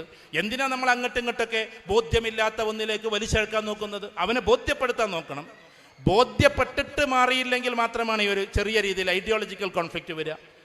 അവൻ ക്ലെവർലി മോശമായിട്ട് ചെയ്യണമെന്ന് ഉദ്ദേശിച്ച് ചെയ്യുകയാണെങ്കിൽ നമുക്ക് എതിർക്കാൻ പറ്റണം. അതല്ലാതെ ഏതെങ്കിലും ഒന്നിലായി എന്നതിൻ്റെ പേരിൽ ദയവ് ചെയ്ത് കുടുംബത്തിൽ ആ ഒരു എതിർപ്പുണ്ടാകരുത്. ചിലപ്പം അവന് കോൺഗ്രസ്സിലാകാം, ചിലപ്പോൾ ലീഗിലാകാം, ചിലപ്പോൾ മാർക്സിസത്തിലാകാം. പിന്നെ വളരെ മോശമായ വർഗീയപരമായ അവസ്ഥയിലേക്ക് പോകുമ്പോൾ അത് വേറെ കൈകാര്യം ചെയ്യേണ്ടതാണ്. അപ്പം ഞാൻ പറഞ്ഞു വരുന്നത് ഈ ഒരു അവസ്ഥ നമ്മുടെ വീട്ടിലുണ്ടാകണം. അതിന് ആദ്യം ഭാര്യ ഭർത്താക്കന്മാർ തമ്മിലുള്ള വല്ലാത്തൊരു ബന്ധം, ആ ഒരു സ്നേഹം നമ്മുടെ കുട്ടികൾ കാണണം. ആ കുട്ടികൾ കാണണം. അതിന് ഏറ്റവും നല്ല വഴി എന്താണെന്നറിയോ? ഭക്ഷണം കഴിക്കുമ്പോൾ ദയവ് ചെയ്തിട്ട് നിങ്ങൾ ഒറ്റയ്ക്കിരുന്ന് ഭക്ഷണം കഴിക്കരുത്. അടുക്കളയിൽ നിങ്ങൾക്കൊരു ഈ അടുത്ത കാലത്ത് ഇറങ്ങിയത് അടുക്കളയിൽ ഒരു ചെറിയ മേശ, എന്നിട്ട് എല്ലാവർക്കും ചോറ് വിളമ്പിയതിന് ശേഷം നമ്മൾ ഒറ്റയ്ക്ക് ഇരുന്നൊരു തിന്നലാണ്. ഇതെവിടുന്ന് കിട്ടി ഈ കൾച്ചർ? നമ്മുടെ വീട്ടിലെല്ലാവരും ഉമ്മയും ഇപ്പം മക്കളും അല്ലേ ഉണ്ടാവുക. പിന്നെ കൂട്ടുകുടുംബമാകുമ്പോൾ പലരും കൂടി ഉണ്ടെങ്കിൽ അതിന് ചില റെസ്ട്രിക്ഷനൊക്കെ ഉണ്ട്. ഞാൻ പറഞ്ഞത് ഉമ്മയും ഉപ്പയും മക്കളും കൂടി കഴിക്കട്ടെ. ആ സമയത്ത് മകൻ്റെ വായിലേക്കൊന്ന് എപ്പോഴെങ്കിലൊക്കെ ഒന്ന് വെച്ചു കൊടുക്കുക. മകൻ ഉപ്പക്ക് അതേമാതിരി തന്നെ വെച്ചു കൊടുക്കുക. ഉമ്മ ഉപ്പക്കും ഉപ്പ ഉമ്മക്ക്. ഇതൊക്കെ റസൂലുള്ളാഹി സ്വല്ലല്ലാഹു അലൈഹി വസല്ലം നമ്മളോട് പറഞ്ഞതാണ്. ഞാൻ പറയുന്നു, ഒന്നിച്ചിരുന്ന് ഭക്ഷണം കഴിച്ച് ശീലിച്ച ഒരു കുടുംബം. പിന്നെ ഞാൻ പറയാണ്, ഇതൊരു ഒരു സൈക്കോളജിക്കൽ ടിപ്പാണ് കേട്ടോ. അപ്പം ഇങ്ങനെ ഇട്ട് കൊടുക്കുമല്ലോ നമ്മൾ. ചുരുക്കി പറഞ്ഞാൽ അപ്പോൾ ചിക്കൻ്റെ ഒരു കാലം, അത് വലിയ പൂതിയൊന്നുമില്ല ഇപ്പോൾ ആൾക്കാർക്ക്. പണ്ടേനൊക്കെ ആഗ്രഹം അതുണ്ടെങ്കിൽ അത് അങ്ങോട്ട് ഇട്ട് കൊടുക്കുക, അവനപ്പം അങ്ങോട്ട് ഇട്ട് കൊടുക്കുക. അതങ്ങനെ കറങ്ങി വരണം. ആ കറങ്ങി വരൽ എന്താ ഭാവിയിൽ ഉണ്ടാകാമെന്നറിയോ? ഇങ്ങനെ ചെയ്ത് ശീലമുള്ള ഒരു കുട്ടി എന്തെങ്കിലും പറമ്പ് വീതിക്കുന്ന സമയത്ത്, എടാ നിനക്ക് 2-3 പെൺകുട്ടികളല്ലേ, ഈ അത് എടുത്തോന്ന് പറയും. എടുത്തോന്ന് അങ്ങോട്ട് പറയും. കാരണം ഇവൻ കൊടുത്ത് ശീലമുള്ള ആളാണ്, വാങ്ങി മാത്രം ശീലമുള്ള ആളല്ല. ഇന്ന് കുട്ടികളെ കഥ എന്താ? ചിക്കൻ പൊരിച്ചതുകൊണ്ട് കൊണ്ടെന്ന് വെച്ചാൽ 5-8 കഷ്ണം അവൻ്റെ മുമ്പ് കണ്ടെടുത്ത്. ചോനാരി കുടുംബത്തിലുണ്ടോയെന്ന് എനിക്കറിഞ്ഞൂടാ. ഓരോ കുട്ടിയുടെ കൾച്ചർ കണ്ടാലറിയാം. അവൻ അതിലെല്ലാം നല്ല കഷ്ണം പെറുക്കിക്കാണ്ടാണ് അവൻ്റെ ഇത് കണ്ടു വെക്കുക. എന്നിട്ട് ഇതിൻ്റെ അധികാരി ഞാനാണ്, ആരും ഇതിൽ തുടരുത്. ഈ ഒരു കൾച്ചറിലേക്ക് നമ്മുടെ കുട്ടികൾ പോകരുത്. പകരം പരസ്പരം എല്ലാവരും കൂടി ഒന്നിച്ച്. എനിക്ക് നല്ല ഓർമ്മയുണ്ട്, എൻ്റെ ഉമ്മയൊക്കെ, ഞാൻ എൻ്റെ ഉമ്മനെ പറയുമ്പോൾ നിങ്ങൾക്കൊന്നും തോന്നരുത് നിങ്ങൾ അങ്ങനെ ആകാൻ വേണ്ടിയിട്ട് പറയാട്ടോ. ഉമ്മ മരിച്ചുപോയി പാവം. എനിക്കും എൻ്റെ ജ്യേഷ്ഠനും എൻ്റെ പെങ്ങൾക്കും പിന്നെ എൻ്റെ ചെറിയൊരു അനിയനുണ്ട്. ഞങ്ങൾക്ക് 4 ആൾക്ക് ഒരു പ്ലേറ്റ് എന്നായിരുന്നു വാരി തന്നിരുന്നത്. എൻ്റെ അയൽവാസികൾക്ക്, ചിലപ്പോൾ അയൽവാസികളൊക്കെ ഭാവിയിൽ കേൾക്കും, അവർക്കൊക്കെ അന്നത് അതിശയായിരുന്നു. ഞാൻ 10ാം ക്ലാസ് പഠിക്കുമ്പോഴും എൻ്റെ ഉമ്മ എനിക്ക് വാരി തന്നിട്ടുണ്ട്, 15ാമത്തെ വയസ്സിൽ. അപ്പം എൻ്റെ ജ്യേഷ്ഠൻ അപ്പോൾ 18 വയസ്സാണ്, എൻ്റെ പെങ്ങൾക്ക് എന്നെ 2 വയസ്സിന് താഴെയാണ്. എൻ്റെ അനിയൻ ഞാനും തമ്മിൽ 10 വയസ്സിൻ്റെ വ്യത്യാസമുണ്ട്. ഞങ്ങൾ ഒന്നിച്ചിരുത്തിയിട്ട് ഭക്ഷണം കഴിപ്പിക്കുമായിരുന്നു. ആ കൾച്ചറൊക്കെ ഒന്ന് എവിടെ പോയി? പഴയ ഉമ്മാമ്മമാരുമായി മുന്നിലിരിക്കുന്ന ആദരം ഏറ്റുവാങ്ങാൻ വേണ്ടി ഇരിക്കുകയാണല്ലോ. നിങ്ങൾക്ക് ഓർമ്മയില്ലേ ഇത്? അന്നത്തെ ചിരട്ടയിൽ രസകരമായി ചായ ഉണ്ടാക്കി കൊടുത്തത് ഇല്ലേ? ചിരട്ടയിലൊരു ചായ ഉണ്ടായിരുന്നു. പണ്ടത്തെ ആൾക്കാരോട് ചോദിച്ചാൽ അറിയാം. അരിമണി വറുത്തതും ചായയും പ്ലാവിൻ്റെ ഇലടും അങ്ങനത്തെ കാലൊക്കെ കഴിഞ്ഞു പോയിട്ടുണ്ട്. നമ്മളെ വീട്ടിൽ കല്യാണം നടക്കുമ്പോൾ അയൽവാസികളായ എല്ലാവരും വരും. പൈസ കിട്ടാനൊന്നുമല്ല, അരി ചേറാൻ വരും. അന്ന് അരി ചേർന്ന പരിപാടിയുണ്ട്, കുന്താണിയിലിട്ട് ഇടിക്കണ പരിപാടിയുണ്ട്, ഉരലിൽ കൊണ്ടുപോയിട്ട് ഇടിക്കണ പരിപാടിയുണ്ട്. ഇതൊക്കെ അയൽവാസികളെ വന്നിട്ട് ചെയ്യുക. എന്നിട്ട് ആ അയൽവാസിയിൽ നിന്ന് 10 പ്ലേറ്റ്, ഈ അയൽവാസിയിൽ നിന്ന് 10 പ്ലേറ്റ് ഒക്കെ തക്ക. അതിൻ്റെ പിന്നിൽ ഓരോ കുത്ത് 2 കുട്ടി PK KP എന്നൊക്കെ എഴുതും. കാരണം അവിടുത്തെ പ്ലേറ്റാന്ന് അറിയാൻ. എല്ലാവരുടെ പ്ലേറ്റും കൊണ്ടുവന്നിട്ട് അന്ന് കഴിക്കുക. കസേരകൾ എന്ന് പറയുന്ന സാധനം ഉണ്ടല്ലോ, ആ സാധനം അന്ന് കൊട്ടക്കസാല എന്ന് പറഞ്ഞ കസാര ഉണ്ട്. അതിന് മുമ്പ് ഒരു ഇരുമ്പ് കസാല ഉണ്ടായിരുന്നു. ആ കസാര, അപ്പം നിങ്ങൾ വിചാരിക്കും ഇതൊക്കെ എത്ര വയസ്സായി ഇയാൾക്ക്? ഇതൊന്നും അധിക കാലമൊന്നും ആയിട്ടില്ല, ഈ അടുത്ത കാലത്ത് കഴിഞ്ഞ സംഭവങ്ങളാണ്. അവിടെ നിന്നൊക്കെ കസേരകൾ കൊണ്ടുവരും. ഒരു വീട്ടിലെ കല്യാണം നടക്കുമ്പോൾ അവിടുത്തെ കംപ്ലീറ്റ് കസേര എന്ന് പറഞ്ഞാൽ 10-50 വീട്ടിൽ. ഈ വാടക കൊടുക്കലൊക്കെ ഇപ്പോൾ അടുത്ത കാലത്ത് തുടങ്ങിയതാണ്. അതിൻ്റെ കൂടെ അപ്പുറത്തേക്ക് അന്നാണ്ട് പോയ പന്തലുണ്ടല്ലോ, നിങ്ങൾ ഇങ്ങനെ നോക്കുന്ന പന്തൽ, ആ ഓലകളുണ്ടല്ലോ, ഓലപ്പന്തൽ, അത് ഒരുപാട് വീട്ടിൽ നിന്ന് പെറുക്കിക്കൊടുന്നതാണ്. അതിൻ്റെ കഴുങ്ങുണ്ടല്ലോ, ആ കഴുങ്ങ് ഒരുപാട് വീട്ടിൽ നിന്ന് വെട്ടിക്കൊണ്ടുവന്നതാണ്. എടാ മോളെ കല്യാണം നടക്കല്ലേ, ഈ 4 കഴുങ്ങ് വെട്ടിക്കോ. അന്ന് കഴുങ്ങില്ലാത്ത ആളുകൾ പറഞ്ഞിരുന്നൊരു കാലം ഉണ്ടായിരുന്നു. അയാളുടെ ആദായമാണ് സത്യത്തിൽ ആ കഴുങ്ങ്. അതിൻ്റെ ആഴങ്ങൾ മനസ്സിലാക്കണം. അയാളുടെ ആദായമാണ് ആ കഴുങ്ങ്. എന്നിട്ടും അയൽവാസിയുടെ വീട്ടിലെ പിന്നെ കല്യാണം നടക്കുമ്പോൾ വെട്ടിക്കട കഴുങ്ങ് എന്ന് ധൈര്യപൂർവ്വം പറയുന്ന അയൽവാസികളുണ്ടായിരുന്നു. ഇന്ന് സ്വന്തം അയൽവാസിയുടെ വീട്ടിലേക്ക് കല്യാണത്തിന് പോകൽ എങ്ങനെയെന്ന് അറിയുങ്ങൾ? അയൽവാസിയാണെങ്കിൽ 3 ഡ്രസ്സ് നമ്മൾ എടുക്കും, കുടുംബത്തിക്കാണെങ്കിൽ 5 എടുക്കും. എന്നിട്ട് എന്താ പരിപാടി? എപ്പോഴും ഇങ്ങനെ മാറണം. മറ്റേ ശ്രീനിവാസൻ ഏതോ ഇതിൽ പറഞ്ഞവര്, ഞാൻ സിനിമ ഹാളിലല്ല കേട്ടോ, പറയണം, ഒരു ടിപ്പ് പറയാണ്, എൻ്റെ കണ്ണട എൻ്റെ മുഖം, എൻ്റെ മുഖം എൻ്റെ കണ്ണട. ഈ രീതിയിലാണ് പെണ്ണുങ്ങൾ നടക്കുക. ഞാൻ ഈ അടുത്തിടെ ഒരു കല്യാണത്തിൽ പങ്കെടുത്തു. എൻ്റെ ഒരു കുടുംബാംഗത്തിലൊരു കല്യാണം എന്ന് വിചാരിച്ചോ. ചുരുക്കി പറഞ്ഞാൽ 2 വീട്ടുകാരും വന്നപ്പോൾ ഒരു വീട്ടുകാരും ഇല്ല അവിടെ. എല്ലാവരും ഡ്രസ്സ് മാറ്റാൻ പോയിക്കുക. ഈ കെട്ടുന്ന ആൾക്കാർ വരുമല്ലോ കണ്ട്. ആ സമയത്ത് ഇവിടെ ആരുമില്ല, കാരണം അവരവിടെ പോയി വന്നു ഡ്രസ്സ് മാറ്റാൻ പോയതാണ്. കുട്ടികൾക്ക് ആകെ ലക്ഷ്യം എന്താണെന്ന് പറയുക, മേക്കപ്പ് ഇടുക, ഫോട്ടോ എടുക്കുക. കല്യാണം എന്ന് പറഞ്ഞാൽ മേക്കപ്പ് ഇടുക, ഫോട്ടോ എടുക്കുക, മേക്കപ്പ് ഇടുക, ഫോട്ടോ എടുക്കുക. പണ്ട് ഈ റോളായിരുന്നു. ആ റോളായതുകൊണ്ട് വല്ലാണ്ടൊന്നും നടന്നിരുന്നില്ല ക്യാമറയിൽ. ഇപ്പൊ തന്നെ ഒരു കല്യാണം കഴിയുമ്പോൾ എന്നോട് ക്യാമറക്കാരൻ പറയാം, സാറേ ഞാൻ 6000 ഫോട്ടോ എടുത്തു. 6000 ഫോട്ടോ എടുക്കണമെങ്കിൽ ഒരു പണി എന്താ? ഇത്രയും പണിയാണ്. ആ കൾച്ചറൊക്കെ ഒന്ന് മാറ്റും. കുറച്ച് ഫോട്ടോ ഒക്കെ നമ്മൾ എടുക്കേണ്ടി വരും കല്യാണമൊക്കെ ആകുമ്പോൾ. ഇത് നമ്മളെ ഫോട്ടോ തന്നെ 2000 വട്ടം എടുക്കുക എന്നൊക്കെ പറഞ്ഞാൽ അത് എന്തോ ഒരു തകരാറ് നമുക്കില്ലേ, എന്തോ ഒരു പ്രശ്നം നമുക്കില്ലേ? ഡ്രസ്സുകൾ മാറ്റി മാറ്റി നമ്മുടെ ഫിനാൻഷ്യൽ സ്ട്രക്ചർ കംപ്ലീറ്റ് പോവുകയാണ്. നിങ്ങൾ പറയുമ്പോൾ ഒന്നും വിചാരിക്കരുത്. മലപ്പുറം ജില്ലയിലെ ആൺകുട്ടികൾ അഥവാ ഗൾഫിലുള്ള കുട്ടികൾ തിരിച്ചു വന്നു കഴിഞ്ഞാൽ നയാ പൈസ അവരുടെ കയ്യിലില്ല. ഒന്ന് ഔട്ടായി വന്ന് നോക്കണം, ഇക്കണ്ട പെരക്ക് അനാഥമായി കിടക്കും. നേരെ മറിച്ച് തെക്ക് ഭാഗത്തെ സ്ത്രീകൾക്ക് ഇതൊന്നും പറഞ്ഞു കൊടുക്കണ്ട. ഞാൻ അവരെ മാനിക്കുന്നു, സ്നേഹിക്കുന്നു. അവർ ഗൾഫിൽ നിന്ന് മാസത്തിലയക്കുന്ന 10000 ഉറുപ്പ്യയിൽ 5000 ഉറുപ്പ്യ കുറിക്ക് ചേരും. ആ കുറി 5 ലക്ഷമായിട്ട് അടുക്കും. അതായിട്ട് പോയിട്ട് പറമ്പ് വാങ്ങും. ആ പറമ്പ് പിന്നീട് വിൽക്കും. എന്നിട്ട് 2ാമത്തെ കൊല്ലം വേറൊന്ന് വാങ്ങും. ചുരുക്കി പറഞ്ഞാൽ ഇയാൾ 20 കൊല്ലം കഴിഞ്ഞ് വരുമ്പോൾ 1 കോടി രൂപയെങ്കിലും അങ്ങോട്ട് കൊടുക്കാണ്ടാവും ഈ സ്ത്രീയുടെ കരങ്ങളിൽ. ഇതാണ് അവിടുത്തെ സ്ത്രീകളുടെ കൾച്ചർ. കാരണം അവർക്ക് എന്താണ് ഫിനാൻസ് എന്നറിയാം. നമുക്ക് നമ്മുടെ നാട്ടിൽ 2 കല്യാണം നടന്നാൽ മതി, ആ മാസത്തിലെ മുഴുവൻ ശമ്പളം അന്ന് തീരും. കാരണം എന്താ? പെണ്ണുങ്ങൾക്ക് എടുക്കേണ്ട പിന്നെ ഷർട്ടായാലും മറ്റുള്ള പിന്നെ എന്ത് ഡ്രസ്സായാലും അതിന് 3000-ന്റെ അപ്പുറത്താണ് വില. അതൊരു 5 എടുക്കുമ്പോഴേക്ക് 15000 രൂപയായി. പെരയിൽ 2 പെൺകുട്ടികളും ഒരു ഉമ്മയുണ്ടെന്നുണ്ടെങ്കിൽ ഡ്രസ്സ് എടുത്തിട്ട് ആ മാസത്തെ സാലറി പോകും. നേരെ മറിച്ച് എന്തൊരു രസമാണ്. നിങ്ങൾ ഒരേ ഡ്രസ്സ് ഇട്ടിപ്പോ നിങ്ങൾ എത്ര അനുഭവിക്കുമെന്ന് എനിക്ക് അറിഞ്ഞുകൂടാ, നിങ്ങൾ എത്ര സമ്മതിക്കുമെന്ന് എനിക്ക് അറിഞ്ഞുകൂടാ. ഞങ്ങളിപ്പോൾ പല ആൾക്കാരും വൈറ്റ് ഷർട്ട്, ഞാൻ എപ്പോഴും വെള്ളയിലാണ് നിങ്ങൾ കാണുക, വല്ലപ്പോഴൊക്കെ വല്ലതും കാണുള്ളൂ. ഇത് നമ്മളടുത്ത് ഇല്ലായിട്ടൊന്നുമല്ല, എത്രയാണ് ഉള്ളത് എന്ന് ആളുകൾ അറിയരുത്. APJ അബ്ദുൽ കലാം ഈ ലോകത്തോട് ഇവിടെ പറഞ്ഞു. അദ്ദേഹം 2 Z കാറ്റഗറിയാണ്. ഒന്ന് പ്രസിഡന്റ് എന്ന രീതിയിൽ, മറ്റൊന്ന് അയാൾ ഏറ്റവും ടോപ്പിലായി മിസൈൽ മാൻ എന്ന രീതിയിൽ. ഡബിൾ Z കാറ്റഗറി പ്രൊട്ടക്ഷനുള്ള ആൾ മരിച്ചപ്പോൾ നിങ്ങൾ അറിയേണ്ടത് എന്താണെന്നറിയോ? 4 കോട്ട്, എല്ലാം ഒറ്റ കളറ്, ആഷ് കളറ് മാത്രം. കാരണം APJ അബ്ദുൽ കലാമിന് ഇത്ര ഡ്രസ്സ് ഉണ്ടായിരുന്നു എന്ന് ആരും അറിയതരുന്ന വാശിയായിരുന്നു അദ്ദേഹത്തിന്. അവിടെ നിങ്ങൾ ഒരിടത്തെടുത്ത ഡ്രസ്സ് തന്നെ മറ്റിടത്തിട്ടാൽ ഒരു പ്രശ്നം വരാനൊന്നുമില്ല. പക്ഷേ ഇന്റീരിയൽ കോൺഫ്ലിക്റ്റ് ആണ് നമ്മൾ നോക്കേണ്ടത്. നമ്മൾ ഉള്ളിൽ ഒരുപാട് പ്രശ്നങ്ങൾ ഉണ്ടാകും, അതിനെ മാറ്റണം. എന്നിട്ട് ഇന്നർ സ്ട്രെങ്ത് എന്ന് പറയുന്നൊരു സാധനമുണ്ട്, നമ്മുടെ ഉൾക്കരുത്ത് വർദ്ധിപ്പിക്കണം. ഞാൻ പറഞ്ഞു ഒരേ ഡ്രസ്സ് ഇട്ട് പോകണമെന്നല്ല, ഒരുപാട് ഡ്രസ്സുകളും ആഭരണം മാറ്റി. ഇന്നിപ്പോൾ കണ്ടോ, ചരിത്രത്തിൽ ഇതുവരെ ഇല്ലാത്ത, ജ്വല്ലറിക്കാർ ക്ഷമിക്കണം കേട്ടോ, ചരിത്രത്തിൽ ഇന്നേ വരെ ഇല്ലാത്ത അവസ്ഥയിലേക്ക് ആ സ്വർണത്തിന്റെ വില കയറിക്കെടുക്കുന്നത്. ഇന്നലെ 1500 കൂടി, ഇന്ന് 1400 ഇനിയും കൂടി. ഡെയിലി ഇങ്ങനെ കൂടി പോവാണ്, 1000-ലേറെ രൂപ. ഇത്രയും കൂടിയ സമയത്താണ് എല്ലാ ജ്വല്ലറിക്കാരോടും മാപ്പ്, എനിക്കത് പറയാതെ നിവൃത്തിയില്ല, അതുകൊണ്ട് പറയാണ്, നമ്മൾ ഇടയ്ക്കിടയ്ക്ക് ഇങ്ങനെ സ്വർണം മാറ്റാൻ പോകണം. മാറ്റക്കച്ചവടങ്ങളാണ്. എന്നിട്ട് അതിൽ എത്രയാ നഷ്ടം? അങ്ങോട്ട് 4 പവൻ കൊടുക്കുക, ഇങ്ങോട്ട് 3.25 എടുക്കുക, ബറാബർ. കാരണം ബാക്കിയുള്ളത് കൂലിയായി തേമാനായി പോയി. ഞാൻ ജ്വല്ലറിക്കാർക്ക് എതിരൊന്നുമല്ല, ഞാനതിനെ പ്രൊമോട്ട് ചെയ്യുന്നു. ആഭരണങ്ങളൊക്കെ ആൾക്കാർ വാങ്ങിക്കോട്ടെ. പക്ഷേ ഫിനാൻഷ്യലി എന്താണെന്നറിയാതെ നിങ്ങൾ നിൽക്കല്ലേ. വേറെ ചില ആൾക്കാർ എന്താ ചെയ്യുന്നത്? അവനവന് കിട്ടിയ ശമ്പളങ്ങൾ കൊണ്ടുപോയിട്ട് വേറെ എന്തെങ്കിലുമൊക്കെ രൂപത്തിലേക്ക് മാറ്റിയിട്ട് സമ്പത്ത് ഇല്ലാതെയാക്കുന്നു. എന്നിട്ട് കുടുംബത്തെ പട്ടിണിയാക്കുന്നു, അവരെ കടക്കണിയിലേക്ക് കൊണ്ടുപോകുന്നു. പണത്തോടുള്ള ആർത്തി മൂത്ത് അവൻ്റെ ശമ്പളങ്ങളിൽ നിന്ന് കൊണ്ടുപോയി ഏതൊക്കെയോ ആളുകൾ പറഞ്ഞത് കേട്ടിട്ട് അതിലിടുന്നു. അത് നഷ്ടപ്പെട്ടു പോകുന്നു. നമ്മൾ തീർച്ചയായിട്ടും ചെയ്യേണ്ട പണി എന്താ? നമ്മുടെ സമ്പത്ത് നഷ്ടപ്പെടാതെ നോക്കലാണ്.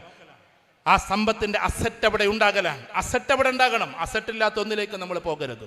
ഇങ്ങനൊരു ഫിനാൻഷ്യൽ ബോണ്ടിങ് നമ്മുടെ കുടുംബത്തിൽ ഉണ്ടാകണം. ഇത് ചൊനാരി കുടുംബമാണ്.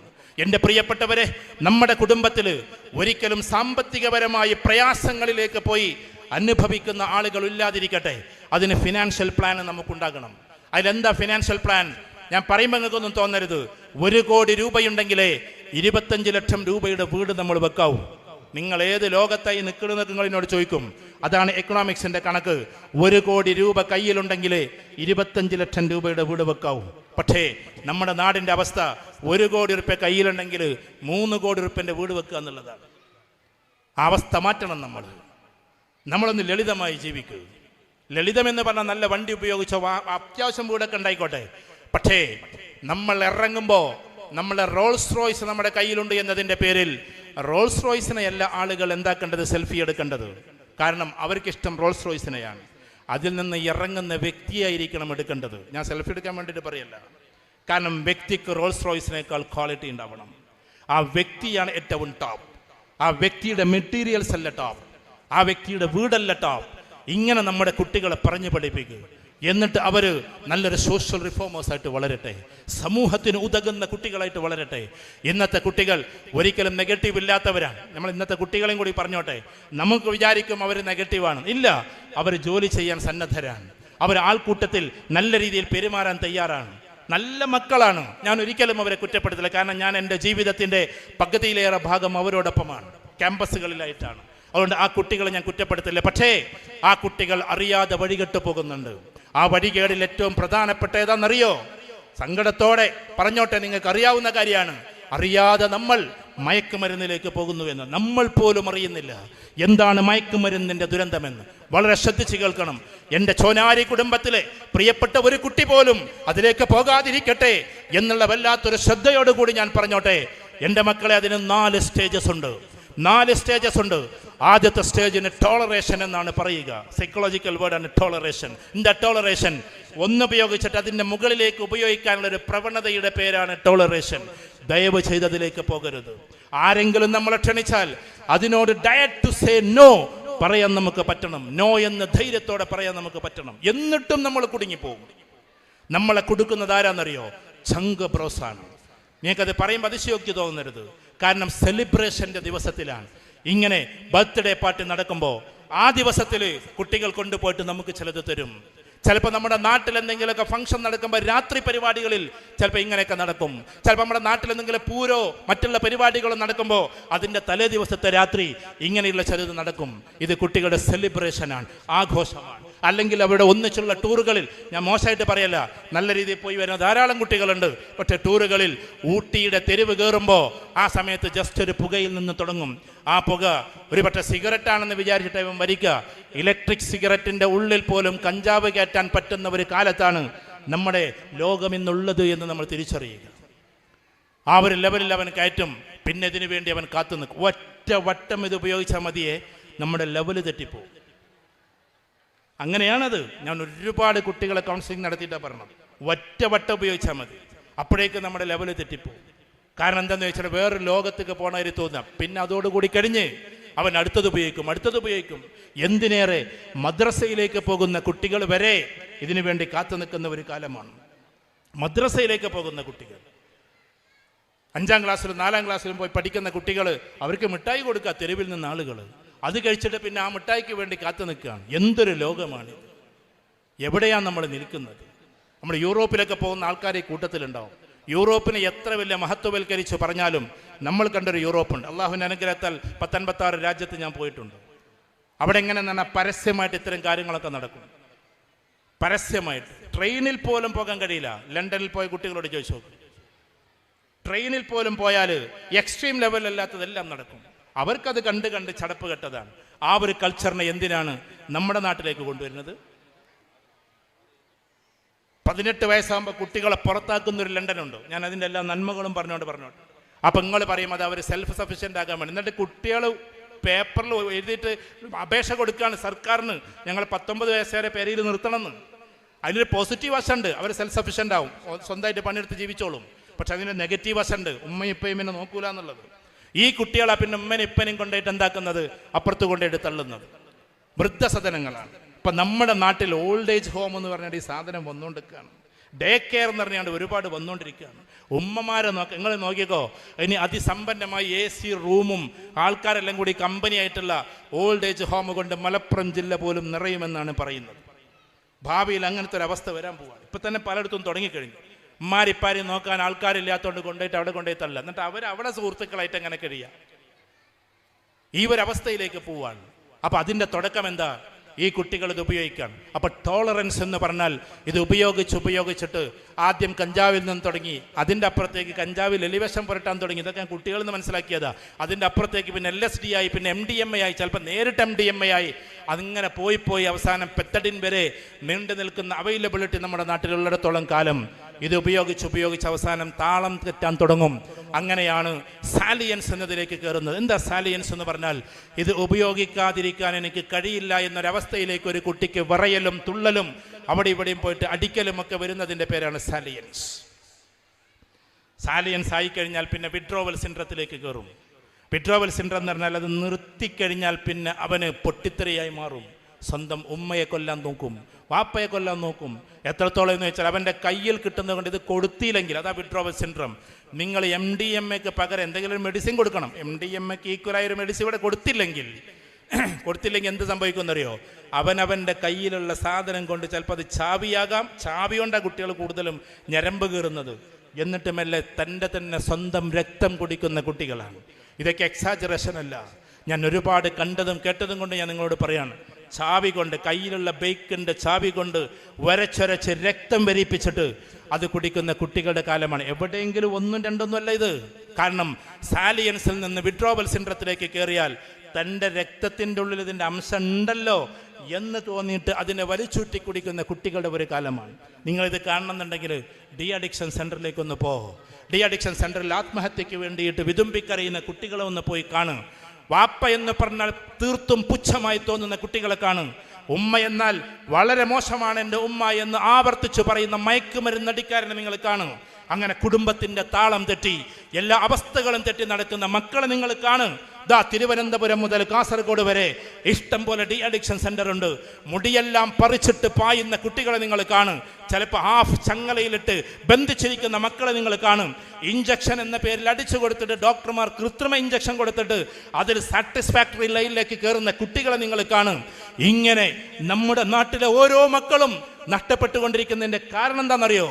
പല അജണ്ടകളും അതിൻ്റെ പിന്നിലുണ്ട്. ഒന്ന്, കോർപ്പറേറ്റ് ഭീമന്മാർ, അവരുടെ ബിസിനസ്സുകൾ നടക്കണമെന്ന അജണ്ട. രണ്ട്, രാഷ്ട്രീയ തമ്പുരാക്കന്മാർ, ഏത് രാഷ്ട്രീയമെന്ന് ഞാൻ പറയുന്നില്ല, അവർക്ക് വർഗീയപരമായ പ്രശ്നങ്ങൾ ഇവിടെ നടക്കണമെന്ന അവസ്ഥ. ഇങ്ങനെ ഒരുപാട് പ്രശ്നങ്ങളിലൂടെ കടന്നു പോയി നമ്മുടെ നാടുകൾ നശിച്ചുകൊണ്ടേയിരിക്കുകയാണ്. ഞാൻ പറയുമ്പോൾ നിങ്ങൾക്ക് അതിശയോക്തി തോന്നരുത്. ഏറ്റവും കൂടുതൽ ഇത് ഗുജറാത്തിൻ്റെ ഓരോ ഭാഗത്തുമാണ് ഉള്ളത് എന്ന് അന്ന് മുഖ്യമന്ത്രിയായിരുന്ന ഒരാൾ അന്ന് പാർലമെന്റിൽ സംസാരിച്ചു. കെജ്രിവാൾ സംസാരിച്ച സംസാരത്തിന് അവർ മറുപടി കൊടുത്തിട്ടില്ല. ഗുജറാത്തിൻ്റെ ഭാഗത്ത് ഇതിൻ്റെ ഫാക്ടറി ഉണ്ടെന്ന് അദ്ദേഹം വന്ന് പറഞ്ഞു. അയാൾക്കെതിരെ ഒരു മറുപടി പോലും അവർ കൊടുത്തില്ല. അതേ ആൾ തന്നെയാണ് ഇപ്പോൾ വിഴിഞ്ഞം എന്ന് പറയുന്ന സ്ഥലത്ത് അദാനി തന്നെയാണ് എന്താക്കുന്നത്, ഈ പറയുന്ന അവിടുത്തെ പോർട്ടും നിയന്ത്രിക്കുന്നത്. പറയാതിരിക്കാൻ നിവൃത്തിയില്ല. അത് വന്നതിന് ശേഷമാണ് ഏറ്റവും കൂടുതലായി ഇവിടെ ഇത്രമാത്രം ഇത് വ്യാപിച്ചത് എന്നതാണ് രാഷ്ട്രീയ പഠനം. ഇതെൻ്റെ പഠനം മാത്രമല്ല, രാഷ്ട്രീയക്കാരുടെ പഠനമാണ്. ആ ഒരവസ്ഥയിൽ നമ്മുടെ നാട്ടിലേക്ക് ഇത് വ്യാപിക്കുമ്പോൾ ഈ പ്രിയപ്പെട്ട ചോനാരി കുടുംബത്തിലെ പണ്ട് ബ്രിട്ടീഷുകാരുടെ ആധിപത്യ കാലഘട്ടത്തിൽ അതിനെതിരെ പടപൊരുതിയിട്ടുള്ള നമ്മുടെ ആത്മീയ നേതാവുണ്ട്, എല്ലാവരുടെയും ആത്മീയ നേതാവ് കോന്തുനായരെ കൂടെ കൂട്ടിയിട്ട് തോളത്ത് വെച്ച് നടന്നിരുന്ന അതേ കാലത്ത്, ചോനാരി കുടുംബത്തിലെ നിങ്ങളെ അംഗങ്ങളെയും ഒന്നിച്ചു കൊണ്ടുപോയ കാലത്ത് അന്ന് എതിർത്തുന്നിരുന്ന പോലെ ഇന്ന് നമ്മൾ എതിർക്കേണ്ടുന്ന ഏറ്റവും വലിയ കാര്യമാണ് ഈ പറയുന്ന മയക്കുമരുന്നും അതുമായി ബന്ധപ്പെട്ടതും. നമ്മളുടെ ഈ ഇരിക്കുന്ന ഓരോ അംഗങ്ങളിൽപ്പെട്ട ആരെയെങ്കിലും അതിലേക്ക് കൊണ്ടുപോയാൽ ഒന്ന്, അവന് സോഷ്യൽ ജീവിതം അവസാനിക്കുന്നു, സാമൂഹ്യ ജീവിതം പിന്നില്ല. പിന്നൊന്ന്, അവൻ്റെ കരിയർ ജീവിതം അവസാനിക്കുന്നു, കൃത്യമായി ജോലിയിലേക്ക് പ്രവേശിക്കാൻ അവനക്ക് കഴിയില്ല. മൂന്ന്, അവൻ്റെ ഇൻ്റലക്ച്വൽ വിങ് അവസാനിക്കുന്നു, കാരണം അവർക്ക് പിന്നെ നല്ലപോലെ ചിന്തിക്കാൻ കഴിയില്ല. നാലാമത്തത്, അവൻ്റെ പേഴ്സണൽ ലൈഫ്, അവൻ്റെ ഫാമിലി ലൈഫ്, 5 ലൈഫും പോവാൻ. അവന് പിന്നെ കുടുംബജീവിതം നല്ല രീതിയിലില്ല, അവന് വ്യക്തിപരമായ ജീവിതമില്ല. അതുകൊണ്ട് എൻ്റെ പ്രിയപ്പെട്ട ചോനാരി കുടുംബത്തിലെ അംഗങ്ങളോട് ഞാൻ പറഞ്ഞോട്ടെ, ഇവിടെ ഇരിക്കുന്ന ഓരോ കുട്ടികളോടും പറഞ്ഞോട്ടെ, ആര് അതിലേക്ക് ചെറുതായി വലിക്കാൻ വിളിച്ചാൽ പോലും ദയവ് ചെയ്തൊരു കുട്ടികളും പോകരുതേ. ഇതൊരു ഉപദേശമല്ല, ഒരുപാട് ആളുകളുടെ അനുഭവം അറിയുന്ന എളിയ സഹോദരൻ്റെ വാക്കായിട്ട് നിങ്ങൾ എടുത്താൽ മതി. എൻ്റെ കൺമുമ്പിലൂടെ ആയിരക്കണക്കിന് കുട്ടികൾ ഇങ്ങനെ കടന്നു പോയിട്ടുണ്ട്. ആസ് എ കൗൺസിലർ ഞാൻ നിങ്ങളോട് പറയാണ്, ഇപ്പോഴും എൻ്റെ അസിസ്റ്റന്റുമാരായിട്ട് 5-6 ആൾക്കാരുണ്ട്. അവരെന്നും വിളിച്ചുകൊണ്ടിരിക്കുന്ന ഇതിൻ്റെ പേരിലാണ്, സാർ ഇതെന്ത് ചെയ്യണമെന്ന്. മൊബൈലിന് പോലും ഒഴിവില്ലാത്തൊരവസ്ഥയിലേക്ക് മയക്കുമരുന്ന് വ്യാപിച്ച ഒരു കാലത്ത് നമ്മുടെ ഈ ചോനാരി കുടുംബത്തിലെ കുട്ടികളും അവരുമായി ബന്ധപ്പെട്ടവരും ദയവ് ചെയ്ത് പറയണം, ഞങ്ങളതിലേക്കില്ല എന്ന്. പറയുമ്പോൾ നിനക്കൊന്നും തോന്നരുത്, രാത്രി 12 മണി കഴിഞ്ഞ് നമ്മുടെ നാടിലെ ഏതെങ്കിലും തെരുവോരങ്ങളിൽ ഒറ്റയ്ക്കിരുന്ന കുട്ടികൾ പാവങ്ങളാണ്, അവർക്കൊന്നും അറിയില്ല. പക്ഷെ അവരെ തേടിയിട്ട് രാത്രികാലങ്ങളിൽ വണ്ടികൾ വരും, എന്നിട്ട് അവരോട് 1-2 ദിവസം സംസാരിച്ചിരിക്കും, അവരെ നാസ്ത കഴിക്കാൻ വേണ്ടി കൊണ്ടുപോകും. ഇതും എനിക്കുള്ള അനുഭവമാണ്, എന്നോട് കുട്ടികൾ പറഞ്ഞതാണ്. അവരെ കൊണ്ടുപോയത് ഈ 2 മണിവരെക്കുള്ള ഹോട്ടലുണ്ടല്ലോ, 3 മണിവരെക്കുള്ള, അവിടെ പോയിട്ടല്ല ചിക്കനൊക്കെ വാങ്ങിച്ചു കൊടുക്കും. അവസാനം പിന്നെ ഇതിലേക്ക് അവരെ ക്ഷണിക്കുകയും പൈസ കിട്ടിക്കഴിഞ്ഞാൽ കുട്ടികൾ അതിലേക്ക് പോവുകയും ചെയ്യും. അതിന് രക്ഷിതാക്കൾ ചെയ്യേണ്ടത് എന്താണെന്നറിയോ? അത്യാവശ്യം സാമ്പത്തിക സ്ഥിതിയുള്ളവർ കുട്ടികൾക്ക് കുറേശ്ശൊക്കെ പൈസ കൊടുക്കണം എന്നുള്ളതാണ്. ഒരു 500 റുപ്യ കൊടുത്താൽ 500 റുപ്യ വെച്ചാൽ നിങ്ങളാകെപ്പാടെ മടി കാണിക്കുന്നൊരവസ്ഥ ഉണ്ടാവും. അപ്പോൾ ഒരു 5000-ന് വേണ്ടി MEMA വിൽക്കാൻ വേണ്ടിയിട്ട് പോകും. അവർ നമ്മുടെ കുട്ടികളുടെ കയ്യിൽ ഒരു നയാ പൈസ ഇല്ലാതെ പ്രയാസപ്പെടുന്ന, ഒരു ചായയും പൊറാട്ടയും കഴിക്കണമെന്ന് വിചാരിച്ചാൽ അതിന് പോലും പൈസ ഇല്ലാത്ത കുട്ടികളായി നമ്മളെ കുട്ടികളെ മാറ്റരുത്. അവരെന്തിനുപയോഗിക്കുന്നു എന്ന് കൃത്യമായി നമ്മൾ നോക്കണം. അത്യാവശ്യം ചെറിയ ചെറിയ ചെലവിനൊക്കെ നമ്മൾ കൊടുത്താൽ പിന്നെ വല്ലാണ്ടൊന്നൊരു വലിയ പൈസയ്ക്ക് വേണ്ടി പോകില്ല. തീരെ പൈസ ഇല്ലാതാകുമ്പോൾ എൻ്റെ ഉമ്മയിപ്പം ഇങ്ങനെയാണ്, അതുകൊണ്ട് ഞാൻ സ്വന്തമായിട്ട് പൈസ ഉണ്ടാക്കേണ്ടത് അവനോട് വിചാരിക്കുകയാണ്. എന്നിട്ട് തോന്നിയ മാതിരി അവൻ ജീവിക്കാൻ പോവുകയാണ്. അവിടെ എൻ്റെ മക്കൾ ഒരിക്കലും അതിലേക്ക് പോകരുത്. ഇവിടെ ഇരിക്കുന്ന ഓരോ കുട്ടികളോടും പറയാണ്, കോളേജിലേക്ക് പോകുന്ന കുട്ടികളോട് സംസാരം അധികരിച്ചു പോയെങ്കിൽ നിങ്ങൾ ക്ഷമിക്കണം, ഞാൻ അവസാനിപ്പിക്കുകയാണ്. കോളേജിലേക്ക് പോകുന്ന കുട്ടികളോടൊരു വാക്ക്, നിങ്ങളെ ക്യാമ്പസിൽ പല രീതിയിൽ അധ്യാപകരുണ്ടാകും. ക്യാമ്പസിൽ പല രീതിയിൽ എനിക്ക് കുട്ടികളോട് പറഞ്ഞു തരുന്നതാണ്. അഥവാ ദീനീപരമായ കാര്യത്തിൽ കോൺഫ്ലിക്റ്റ് ആക്കുന്ന ആളുകൾ. സത്യത്തിൽ ക്ലാസ് റൂമിൽ ഞാനും അധ്യാപകനാണ്. ഞാൻ BBA-ക്കും MBA-ക്കും ഒക്കെ പഠിപ്പിച്ചിരുന്ന ഒരു കാലമുണ്ടായിരുന്നു. UK-യിലെ ക്യാമ്പസ്, UK-ൻ്റെ ക്യാമ്പസ് നമ്മുടെ സ്വന്തമായിട്ടുണ്ടായിരുന്നു. ഇപ്പോഴുണ്ട്, ഞാൻ എപ്പോഴെങ്കിലും പോകാറുള്ളൂ. HR, മാർക്കറ്റിങ്ങും ഫിനാൻസും ഓപ്പറേഷനും സ്ട്രാറ്റജിയും എല്ലാം നമ്മൾ ചർച്ച ചെയ്ത് തന്നെയാണ്. പക്ഷേ അങ്ങനെ ഇരിക്കുന്ന ഒരു ചെറിയ അധ്യാപകൻ എന്ന നിലയ്ക്ക് ഞാൻ പറഞ്ഞോട്ടെ, ഇവിടെ ഇരിക്കുന്ന ഓരോ കുട്ടികളോടും അധ്യാപകർ പല രീതിയിലും ക്ലാസ്സിൽ പറയും, നിങ്ങൾക്കത് റിപ്പോർട്ട് ചെയ്യാം. കാരണം അധ്യാപകർ ക്ലാസ്സിൽ പഠിപ്പിക്കേണ്ടത് സബ്ജക്റ്റാണ്, ഒരിക്കലും ഐഡിയോളജി അല്ല. ഒരാൾ വന്നിട്ട് എത്തീസം പഠിപ്പിക്കുക, വേറൊരാൾ വന്നിട്ട് അനോട്ടിസം പഠിപ്പിക്കുക, വേറൊരാൾ വന്നിട്ട് ഡിങ്കോയിസം പഠിപ്പിക്കുക, ലിറ്ററേച്ചറിൻ്റെ ആൾ വന്നിട്ട് മിത്ത് പഠിപ്പിക്കുക. ആ സബ്ജക്റ്റ് പഠിപ്പിക്കാം. അതൊരു നിയമപരമായ വശമാണ്. അല്ലാതെ കുട്ടികൾക്കിടയിൽ പഠിച്ചുകൊണ്ടെന്ന് എന്താ തെളിവെന്ന് ഒരു അധ്യാപകനെ കൊണ്ടും ചോദിപ്പിക്കരുത്. കാരണം ഓരോരുത്തരും ഓരോ വിശ്വാസത്തിലൂടെ പോവാണ്. അതുകൊണ്ട് സിലബസിലില്ലാത്ത കാര്യങ്ങൾ, മോശമായ കാര്യങ്ങൾ ചർച്ച ചെയ്യാൻ അധ്യാപകരെ അനുവദിക്കാതിരിക്കണമെങ്കിൽ നിങ്ങൾ വഴക്കൂടല്ല, നിങ്ങൾക്ക് റിപ്പോർട്ട് ചെയ്യാം. അതിനുള്ള പ്രതിവിധികളൊക്കെ ഇവിടെ മന്ത്രിമാരും മിനിസ്റ്റേഴ്സൊക്കെ ചെയ്തു വെച്ചിട്ടുണ്ട്. മദ്യമടിച്ചാൽ എന്താ കുഴപ്പം, മയക്കുമരുന്നൊക്കെ കുഴപ്പമൊന്നുമില്ല എന്നേതെങ്കിലും അധ്യാപകനും പറഞ്ഞാൽ അയാൾക്കെതിരെ നിങ്ങൾക്ക് റിപ്പോർട്ട് നൽകാം. കാരണം അയാളുടെ സബ്ജക്റ്റിൽപ്പെട്ടതല്ല. ചിലപ്പോൾ മദ്യപിക്കുന്ന ആൾക്കാർ, ചിലപ്പോൾ MDMA അടിക്കുന്ന ആൾക്കാരും അധ്യാപകരുടെ കൂട്ടത്തിൽ ഉണ്ടാകാം. MDMA ഒക്കെ ഭയങ്കര രസമാണടാ, എല്ലാവരും യൂറോപ്പിലൊക്കെ ഇത് ഉപയോഗിക്കലുണ്ട് എന്ന് പറഞ്ഞാൽ നിങ്ങൾക്ക് റിപ്പോർട്ട് നൽകാം. ഞാനിത് വെറുതെ പറയല്ല, എന്നോട് പോലീസ് ഉദ്യോഗസ്ഥന്മാർ പറഞ്ഞത് പ്രകാരം ഞാൻ നിങ്ങളോട് പറയാം. അധ്യാപകർ സബ്ജക്റ്റ് പഠിപ്പിച്ചാൽ മതി, നേരെ ഓപ്പോസിറ്റും വേണ്ട. അപ്പോൾ ഞാൻ സൈക്കോളജി ക്ലാസ്സിന് കയറിക്കാണ്ട് ആ ക്ലാസ്സിൽ പോയിക്കാണ്ട് ഫുൾ എന്താക്കാൻ പാടില്ല, ആൾക്കാരെല്ലാവരും കൂടി ദീന് പറഞ്ഞിട്ട് ഇതാക്കാൻ പാടില്ല. കാരണം വ്യത്യസ്ത സബ്ജക്റ്റ് പഠിപ്പിക്കുന്ന കുട്ടികളും വ്യത്യസ്ത മതക്കാരായ കുട്ടികളുമാണ്. ആ സബ്ജക്റ്റ് പഠിപ്പിച്ച് അവർ പോകട്ടെ. പിന്നെ അവരുടെ നന്മയിൽ അവർക്ക് പങ്കാളിയാകാം, അവരുടെ വാല്യൂസിൽ, അവരുടെ എഫക്റ്റിൽ, അവർ നല്ല രീതിയിൽ വളരുന്നതിൽ, ഉപദേശങ്ങൾ, നിർദ്ദേശങ്ങൾ, അവരുടെ ഗോൾ സെറ്റുകൾ, സ്ട്രാറ്റജികൾ, അതിലൊക്കെ അധ്യാപകർക്ക് നല്ല പങ്കാളിയാകാം. നെഗറ്റീവായിട്ട് കുട്ടികളെ കൊണ്ടുപോകുന്നത് നിങ്ങൾക്ക് തോന്നിക്കഴിഞ്ഞാൽ അതനുസരിച്ച് UGCക്ക് വരെ റിപ്പോർട്ട് നിങ്ങൾക്ക് കൊടുക്കാൻ പറ്റുന്നതാണ്. അതുകൊണ്ട് എൻ്റെ പ്രിയപ്പെട്ട കുട്ടികളോട് ആരെങ്കിലും കോൺഫ്ലിക്റ്റ് ഉണ്ടാക്കുന്നുവെങ്കിൽ ആ പരതയിലൂടെ നിങ്ങൾ പോകണം. ഈസ് അല്ലാ ഈസ് അലൈഫ് എന്ന് ഏതെങ്കിലും ഇംഗ്ലീഷ് അറിയുന്ന ഒരാൾ നല്ല സുന്ദരമായി ചോദിച്ചു എന്നതിൻ്റെ പേരിൽ നിങ്ങൾക്ക് തോന്നരുത് ഈസ് അല്ലാ ഈസ് അലൈഫ്, അള്ളാഹു ജീവിച്ചിരിപ്പുണ്ടോ എന്ന്. കാരണം നിങ്ങൾക്കതിൻ്റെ മറുപടി ഉണ്ടാകണം. അതിന് ദീനീപരമായ ആഴങ്ങളിലേക്ക് നിങ്ങൾ പോകണം. അതിമനോഹരമായി ദീനിനെ വിശദീകരിക്കാൻ നിങ്ങൾക്ക് പറ്റണം. അയാളോട് തർക്കിക്കാനൊന്നും നിൽക്കണ്ട, നിയമപരമായ ഗോധയിലൂടെ നിങ്ങൾക്ക് പോകാവുന്നതാണ്. അതേപോലെ തന്നെ വ്യത്യസ്തരായ ആശയക്കാർ, മതക്കാർ നമ്മുടെ ഈ രാജ്യത്ത് ജീവിക്കുമ്പോൾ ഈ ചോനാരി കുടുംബത്തിലെ പണ്ടുമുണ്ടായിട്ടില്ല, ഇനിയും പറയുന്നു, ഈ ചോനാരി കുടുംബത്തിലെ ഒരാളും വർഗീയപരമായി ചിന്തിക്കരുത്. ആവർത്തിച്ചു പറയുന്നു, ഒരു കുട്ടിയും വർഗീയപരമായി പോകരുത്. ഒരു കുട്ടിയും മാതാപിതാക്കളെ വേദനിപ്പിച്ചുകൊണ്ട് പോകരുത്. നിങ്ങളറിയുന്നുണ്ടോ ഈ ലോകത്തിലെ ഏറ്റവും വലിയ സെലിബ്രേഷൻ ഏതാണെന്നറിയോ? ഒരു പിതാവെന്ന അർത്ഥത്തിൽ ഞാൻ പറയാം, നമ്മളിങ്ങനെ ആശുപത്രിയുടെ ഭാഗത്ത് കാത്തു നിൽക്കുമ്പോൾ ദാ അപ്പുറത്ത് ലേബർ റൂമാണ്, അവിടെ കിടന്ന് നമ്മുടെ ഭാര്യ കരഞ്ഞുകൊണ്ടിരിക്കുമ്പോൾ, പ്രസവം നടക്കാൻ വേണ്ടിയിട്ട് ഡോക്ടേഴ്സ് അതിൻ്റെ പണികൾ നടക്കുമ്പോൾ, ഈ ലോകത്തിലെ ഏറ്റവും വലിയ സെലിബ്രേഷൻ ഏതാണെന്നറിയോ? അവിടെ നിന്ന് ഒരു കരച്ചിൽ കേൾക്കുന്ന ഒരു കുട്ടിയുടെ, ആ കുട്ടിയെ കഴുകിക്കൊണ്ടുവന്ന് നമ്മുടെ കയ്യിലേക്ക് തരുന്നൊരു നിമിഷമുണ്ട്. ആ സെലിബ്രേഷൻ്റെ അപ്പുറത്തില്ല, ഒരു പിതാവിനും അതിൻ്റെ അപ്പുറത്തേക്കുള്ളൊരു സെലിബ്രേഷൻ ഇല്ല. നമ്മൾക്ക് ജനിച്ച കുട്ടിയെ നമ്മുടെ കയ്യിലേക്ക് തരുന്ന ഒരു രംഗമുണ്ട്. ഒരു പിതാവിനും അതിൻ്റെ അപ്പുറത്തേക്കുള്ള സെലിബ്രേഷൻ ഇല്ല. നെറ്റിയിൽ മൊത്തം വെച്ചുകൊണ്ട് അവനിടുന്നൊരു പേരുണ്ട്. അതിൻ്റെ അപ്പുറത്തേക്ക് ഒരു പിതാവിനും ഒരു ആഘോഷമില്ല. പിതാക്കന്മാരെ കുട്ടികളെ കൊണ്ടിടക്കുന്നത് നിങ്ങൾ കണ്ടിട്ടില്ലേ? ഞാൻ അവരെ മാത്രം ഉയർത്തി പറയില്ല. തോളത്ത വെക്കുക, കാലൊന്നിങ്ങനെ എന്നിട്ട് കൈ ഇങ്ങനെ പിടിച്ചോണ്ട് ഊട്ടിയിലൂടെ നടക്കുമവര്. അതിന്റെ അർത്ഥം എന്താണെന്നറിയോ? ഞാൻ കാണാത്തതും കാണുമോനെ, ഞാൻ കേൾക്കാത്തതും കേൾക്കുമോനെ, എന്നേക്കാൾ ഉയരത്തിൽ നീ എത്തുമോനെ എന്നാണ്. ആ പിതാവിനെ ഒരിക്കലും നിങ്ങൾ കരയിപ്പിക്കരുതേ എൻ്റെ പ്രിയപ്പെട്ട മക്കളെ. അതേപോലെ തന്നെ ഉമ്മമാർ വഹ്നുൻ വലാ വഹ്ൻ, അതിനേക്കാൾ വലിയ പ്രയാസങ്ങളാണ് ഉമ്മമാർ സഹിച്ചത് എന്ന് വിശുദ്ധ ഖുർആൻ. പ്രയാസത്തിന് മേൽ പ്രയാസം വന്നിട്ടാണ് അവർ നിങ്ങളെ ചുമന്നത് എന്ന്. ആ ഒരു രംഗം ഒരു ആണ് 1000 PhD എടുത്താലും തിരിച്ചറിയാത്ത ഒരു നോവിൻ്റെ പേരാണ് ഈ പറയുന്ന ജന്മം നൽകുന്ന സമയത്ത് അവരുടെ നോവിൻ്റെ. അത് ഏകദേശം 18 അല്ലെങ്കിൽ 20 22 എത്ര വാരിയെല്ലുകളുണ്ടോ ആ എല്ലുകളെല്ലാം നുറുങ്ങിപ്പോകുന്നൊരു വേദനയുണ്ട് പ്രിയപ്പെട്ട മാതാവിന്. കാത്തിരിപ്പിൻ്റെ അവിടെ സ്നേഹം എന്ന് തുടങ്ങിയതെന്നറിയോ? എൻ്റെ പ്രിയപ്പെട്ട കുട്ടികളെ, നിങ്ങളൊന്ന് ജസ്റ്റ് ഒന്ന് ശ്രദ്ധിക്കുമെങ്കിൽ പറഞ്ഞോട്ടെ. നമുക്ക് കണ്ണുണ്ടോ എന്ന് അവർക്കറിയില്ലായിരുന്നു. ഞാൻ ഇന്നാള് കോഴിക്കോട് ഒരു പരിപാടിക്ക് പോയി, അന്ധന്മാരുടെ പരിപാടിയിൽ. ഇത്രമാത്രം കോഴിക്കോടും മലപ്പുറത്തും അന്ധന്മാരുണ്ടോ എന്ന് ഞാൻ അന്ന് അതിശയപ്പെട്ടതാണ്. കാരണം കണ്ണ് കാണാത്ത കുട്ടികൾ, അതേപോലെ തന്നെ അങ്ങനെ കുട്ടികൾ. നമുക്ക് കണ്ണുണ്ടോ എന്നവർക്കറിയില്ലായിരുന്നു. നമ്മൾ കറുത്തതോ വെളുത്തതോ എന്നവർക്കറിയില്ലായിരുന്നു. നമുക്ക് കാലുണ്ടോ ഇല്ലയോ എന്നവർക്കറിയില്ലായിരുന്നു. അപ്പോഴും അവർ വയറ് തടവിക്കൊണ്ട് എൻ്റെ കുട്ടി എന്ന് പറഞ്ഞിട്ടുണ്ട്. ഈ ലോകത്തിൽ നമ്മൾ ആദ്യം സ്നേഹിച്ച ആളാരാന്നറിയോ? അത് സ്വന്തം മാതാവാണ്. അതിന് പകരം നിൽക്കാൻ ആർക്കും കഴിയില്ല. നമ്മളിപ്പോൾ പറയുന്ന ചങ്ക് ബ്രോസ് ഉണ്ടല്ലോ, അവർ നമ്മളെ സ്നേഹിക്കാൻ തുടങ്ങിയത് 10ാം ക്ലാസ്സിൽ നിന്ന്. നമ്മളിപ്പോൾ പറയുന്ന വലിയ വലിയ ചങ്ക് ബ്രോസ് ഉണ്ടല്ലോ, അല്ലെങ്കിൽ ചങ്ക് ഗേൾസ് ഉണ്ടല്ലോ, അവർ നമ്മളെ സ്നേഹിക്കാൻ തുടങ്ങിയത് ഡിഗ്രിക്ക് പോയപ്പോഴാ. ഇത്രയും വർഷങ്ങൾക്ക് ശേഷം അവർ നമ്മളെ സ്നേഹിക്കാൻ തുടങ്ങി. ആ സ്നേഹം എപ്പോൾ അവസാനിക്കുകയും ചെയ്യും.